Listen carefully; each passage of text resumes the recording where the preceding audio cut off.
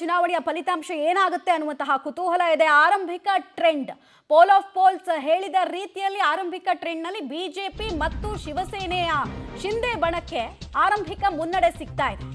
ಪುಣೆ ಪಾಲಿಕೆಯಲ್ಲಿ ಭಾರಿ ಮುನ್ನಡೆಯನ್ನ ಬಿಜೆಪಿ ಕಾಯ್ದುಕೊಳ್ತಾ ಇದೆ.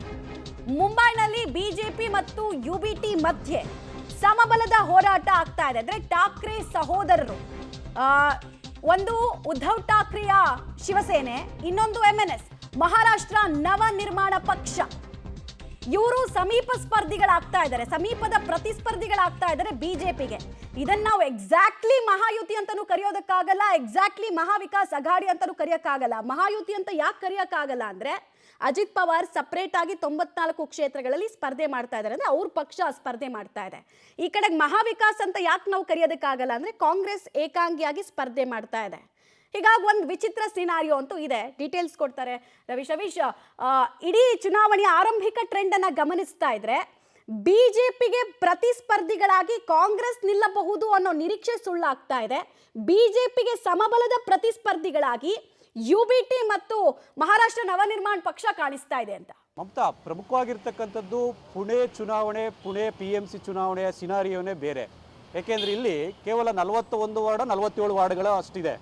ಆದರೆ ಇಲ್ಲಿ ಒಂದು ವಾರ್ಡ್ನಿಂದ 3 ಅಥವಾ 4 ಜನರನ್ನ ಸದಸ್ಯರನ್ನಾಗಿ ಆರಿಸ್ಬೋದು. ಬಹು ಸದಸ್ಯರನ್ನ ಆಯ್ಕೆ ಮಾಡುವಂಥ ಪ್ರಕ್ರಿಯೆ ಈ ಒಂದು PMC ಚುನಾವಣೆಯಲ್ಲಿ ಇರ್ತಕ್ಕಂಥದ್ದು.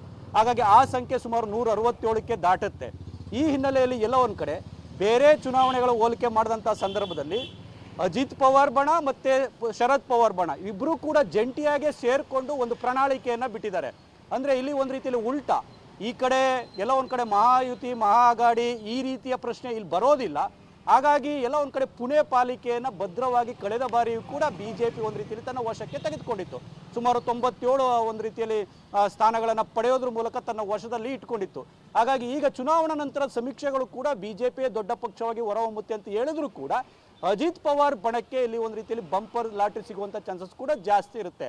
ಆದರೆ ಇಲ್ಲಿ ಶಿವಸೇನೆ ಒಂದು ಉದ್ಧವ್ ಠಾಕ್ರೆ ಮತ್ತು ರಾಜ್ ಠಾಕ್ರೆ ಅವರ ಕಮಲ್ ಯಾವುದೇ ರೀತಿಯಲ್ಲೂ ನಡೆಯೋದಿಲ್ಲ ಅಂತ ಚುನಾವಣಾ ನಂತರ ಸಮೀಕ್ಷೆಗಳು ಕೂಡ ಈಗಾಗಲೇ ಸ್ಪಷ್ಟಪಡಿಸಿರ್ತಕ್ಕಂಥದ್ದು. ಹಾಗಾಗಿ ಎಲ್ಲ ಒಂದು ಕಡೆ ದಾಯಾದಿ ಕಲಾ ಬೇರೆ ಬೇರೆ ಕಡೆಗಳಲ್ಲಿ ಇದ್ದರೂ ಕೂಡ ಇಲ್ಲಿ ಸುಪ್ರಿಯಾ ಸುಳೆ ಜೊತೆಗೆ ಅಜಿತ್ ಪವಾರ್ ಇಬ್ಬರೂ ಕೂಡ ಜಂಟಿಯಾಗೇ ಸೇರಿಕೊಂಡು ಪ್ರಣಾಳಿಕೆಯನ್ನು ಘೋಷಣೆ ಮಾಡಿರ್ತಕ್ಕಂಥದ್ದು ಬೇರೆ ಬೇರೆ ರೀತಿಯ ಸ್ಟ್ರಾಟಜಿಗೆ ಮೂಲ ಅನ್ನೋದ್ರ ಬಗ್ಗೆ ಕೂಡ ಸಾಕಷ್ಟು ಚರ್ಚೆ ಆಗಿತ್ತು. ಹಾಗಾಗಿ ಎಲ್ಲ ಒಂದು ಕಡೆ ಈ ಒಂದು ಪುಣೆಯ ಒಂದು ಚುನಾವಣೆ ಸಂದರ್ಭದಲ್ಲೂ ಕೂಡ ಇಲ್ಲಿ ಬಿಜೆಪಿ ದೊಡ್ಡ ಪಕ್ಷವಾಗಿ ಹೊರಹೊಮ್ಮುವಂಥ ಚಾನ್ಸಸ್ ಕೂಡ ಜಾಸ್ತಿ ಇದೆ ಅನ್ನೋದು ಕೂಡ ಈಗಾಗಲೇ ಚುನಾವಣಾ ನಂತರ ಸಮೀಕ್ಷೆಗಳಲ್ಲೂ ಕೂಡ ಇದೆ, ಮತ್ತು ಆರಂಭಿಕ ಹಂತದ ಮುನ್ನಡೆಯಲ್ಲೂ ಕೂಡ ಅದು ಗೋಚರ ಆಗ್ತಾ ಇದೆ. ಮಮತಾ, ಓಕೆ, ಹಾಗೆ ಸಂಪರ್ಕದಲ್ಲಿರಿ. ಸಿಂಪಲ್ ಆಗಿ ಹೇಳಬೇಕು ನಮ್ಮ ಕರ್ನಾಟಕದ ವ್ಯೂವರ್ಸ್ಗೆ ಅಂದ್ರೆ 2024ರ ಲೋಕಸಭೆ ಚುನಾವಣೆಯಲ್ಲಿ ಯಾರ್ಯಾರು ಮೈತ್ರಿ ಮಾಡ್ಕೊಂಡಿದ್ರು ಅವರೆಲ್ಲ ಸ್ವಲ್ಪ ದೂರ ಆಗಿದ್ದಾರೆ.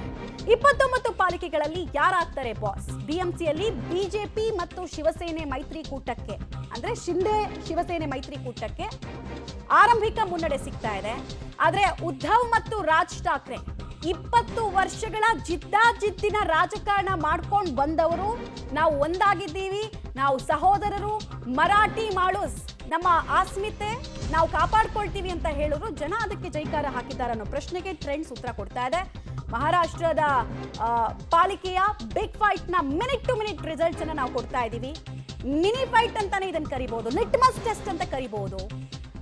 ಲೋಕಸಭೆ ಚುನಾವಣೆಯಲ್ಲಿ ಯಾರ ಸುನಾಮಿ ಎದ್ದಿತ್ತು ಅದೇ ಮಹಾಯುತಿ ಮೈತ್ರಿಕೂಟಕ್ಕೆ ಆರಂಭಿಕ ಮುನ್ನಡೆ ಸಿಗ್ತಾ ಇದೆ.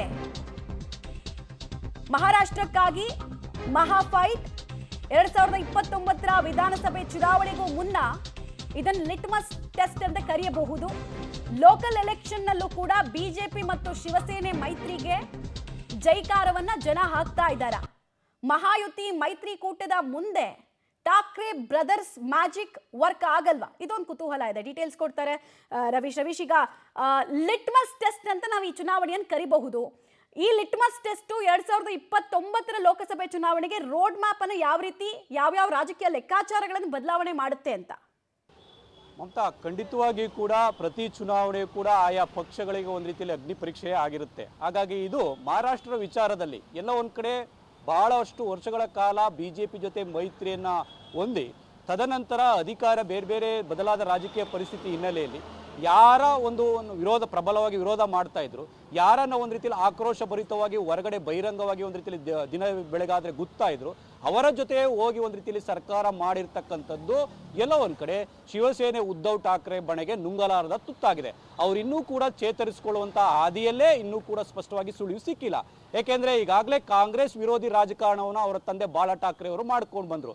ಆದರೆ ಎಲ್ಲ ಒಂದ್ ಕಡೆ ಬದಲಾದ ರಾಜಕೀಯ ಪರಿಸ್ಥಿತಿ ಮತ್ತೆ ಬಿಜೆಪಿ ಜೊತೆಗಿನ ಭಿನ್ನಾಭಿಪ್ರಾಯ ಮತ್ತೆ ಸಿಎಂ ಕುರ್ಚಿ, ಈ ಒಂದು ಹಿನ್ನೆಲೆಯಲ್ಲಿ ಉದ್ಧವ್ ಠಾಕ್ರೆ ತೆಗೆದುಕೊಂಡಂತಹ ನಿರ್ಣಯ ಎಲ್ಲ ಒಂದ್ ಕಡೆ ಆ ಒಂದು ಪಕ್ಷಕ್ಕೆ ಮುಳುವಾಗಿರ್ಬೋದು. ಆ ಕಾರಣಗಳಿಗೋಸ್ಕರವಾಗಿಯೇ ಶಿವಸೇನೆ ಇಬ್ಬಾಗ ಆಗಿ ಬೇರೆ ಬೇರೆ ರೀತಿಯಲ್ಲೂ ಕೂಡ ಆ ಒಂದು ರಿಸಲ್ಟ್ ವಿಧಾನಸಭೆ ಚುನಾವಣೆ ಸಂದರ್ಭದಲ್ಲೇ ಗೋಚರ ಆಯಿತು. ಅದು ಎಲ್ಲ ಲೋಕಲ್ ಬಾಡಿ ಚುನಾವಣೆ ಸಂದರ್ಭದಲ್ಲೂ ಕೂಡ ಒಂದು ರೀತಿಯಲ್ಲಿ ಆ ಒಂದು ರಿಸಲ್ಟ್ ಏನಿದೆ ಅದು ಬರ್ತಾನೆ ಇದೆ. ಹಾಗಾಗಿ ಇದನ್ನ ಯಾವ ರೀತಿ ಟ್ಯಾಕಲ್ ಮಾಡಬೇಕು ಅಂತ ಹೇಳಿದಂಥ ಸಂದರ್ಭದಲ್ಲಿ ರಾಜ್ ಠಾಕ್ರೆ ಮತ್ತೆ ಉದ್ಧವ್ ಠಾಕ್ರೆ ಈ ಇಬ್ಬರು ಕೂಡ ಒಂದಾದ್ರೆ ಮುಂಬೈ ಒಂದು ರೀತಿಯಲ್ಲಿ ಮುಂಬೈಕರ್ಗಾರಾಗಿ ನಾವು ಒಂದು ರೀತಿಯಲ್ಲಿ ಹಿಡಿತವನ್ನು ಇಟ್ಕೊಳ್ಬಹುದು ಅನ್ನೋ ನಿರ್ಧಾರಕ್ಕೆ ಬಂದಿರ್ಬೋದು.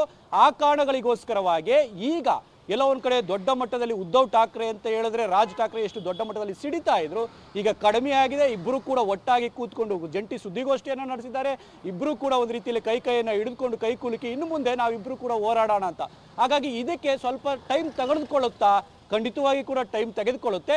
ಎಷ್ಟರ ಮಟ್ಟಿಗೆ ಪುನಶ್ಚೇತನವನ್ನು ಮಾಡಿಕೊಳ್ತಾರೆ ಅವರ ಪಾರ್ಟಿ ಅನ್ನೋದು ಆಧಾರದ ಮೇಲೆ ಎಲ್ಲವೂ ಕೂಡ ಬಿಂಬಿತ ಆಗುತ್ತೆ.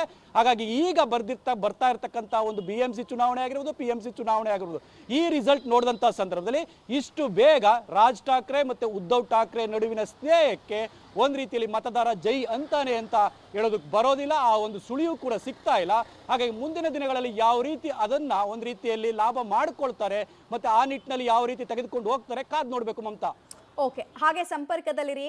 ನಮ್ಮ ಬೆಂಗಳೂರಿನ ವ್ಯೂವರ್ಸ್ಗೆ ಈಗ GB ಎಲೆಕ್ಷನ್ ಕೂಡ ಜೂನ್ 30 ಒಳಗೆ ನಡಿಬೇಕಾಗಿದೆ. ನಮ್ಮ ಬಜೆಟ್ ಆಲ್ಮೋಸ್ಟ್ 19,500 ಕೋಟಿ, ಅವರ ಬಜೆಟ್ 74,500 ಕೋಟಿ. ಸೊ ಡಿಫ್ರೆನ್ಸ್ ನೋಡಿ.